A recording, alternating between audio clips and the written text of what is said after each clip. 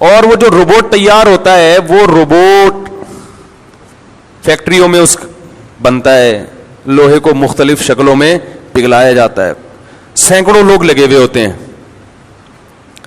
یہ جو انسان کو روبوٹ ماں کے پیڑ میں بنتا ہے, پانی کے قطرے سے وجود میں آتا ہے, اور اس کی ہڈیاں بنتی ہیں روٹی سے. ماں روٹی کھا رہی ہے بھائی, اسی سے ہڈیاں بن رہی ہیں, اسی سے آنکھیں بن رہی ہیں, اسی سے کان بن رہے ہیں. میں روٹی کا ذکر جان بوجھ کر کرتا ہوں, حالانکہ ماں تو روٹی کے علاوہ بھی بہت سی, ڈبل روٹی بھی کھاتی ہے, انڈے بھی کھاتی ہے, اور ٹیبلٹ بھی کھاتی ہے جو ڈاکٹروں نے پریگننسی میں ماؤں کو لکھ کے دیے ہوتے ہیں. لیکن میں روٹی کا ذکر اس لیے کرتا ہوں کہ سب سے پہلے کیا ہے بھائی, جس کو روٹی کھا کے طاقت نہیں آتی وہ بہنوں کی جائیدادیں بھی کھا جائے گا, طاقتور نہیں بنے گا. آج کل لوگ روٹی کو فوکس نہیں کرتے, خاص طور بچوں کے لیے. میں لوگوں کو دیکھ رہا ہوں, اپنے بچوں کو پتہ نہیں کیا کیا کھلا رہے ہیں, طاقت کی چیزیں, یہ بھی کھلا دو, ڈاکٹر نے یہ والا ڈبہ کہا ہے, یہ ڈبہ پورا ڈبے سمیت دودھ پلا دو اس کو.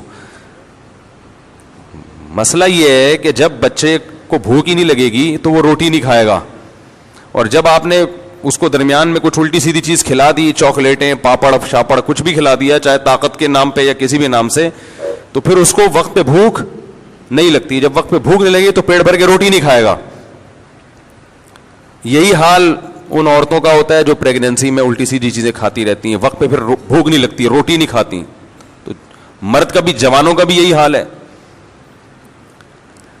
طاقت کی پتہ نہیں کیا کیا کشتے مشتے کھاتے رہیں گے بیٹھ کے, دوائیں کھاتے رہیں گے طاقت کی, دیسی گھی بھی پیتے رہتے ہیں. جب تک روٹی پیٹ بھر کے نہیں کھاؤ گے میرے بھائی, طاقت جسم میں نہیں آئے گی.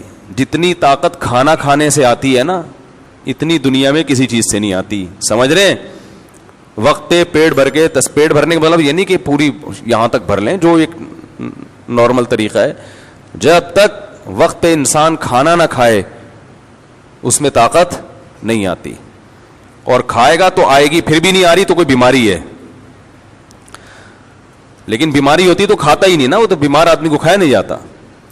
تو خیر, تو ہڈیاں بھی بن رہی ہیں, اس کے جوائنٹ بھی بن رہے ہیں, اس کی آنکھیں بن رہی ہیں, اس کے ناخن بن رہے ہیں, اور ماں کیا کھا رہی ہے؟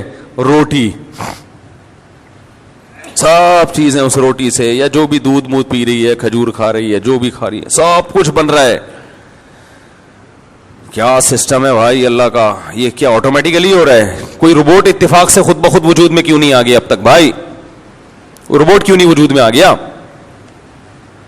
ایک کھلونا وجود میں نہیں آیا آج تک.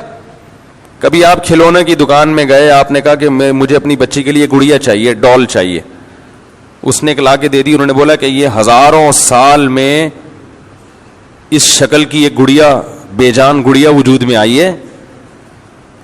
ڈاروین کے نظریے کے مطابق کروڑوں سال گزرے تھے تو مٹی گارے کے ملاپ سے ایک پتلا بن گیا چھوٹا سا, تو یہ کروڑوں روپے کی گڑیا ہے کیونکہ یہ اتفاق سے وجود میں آئی ہے.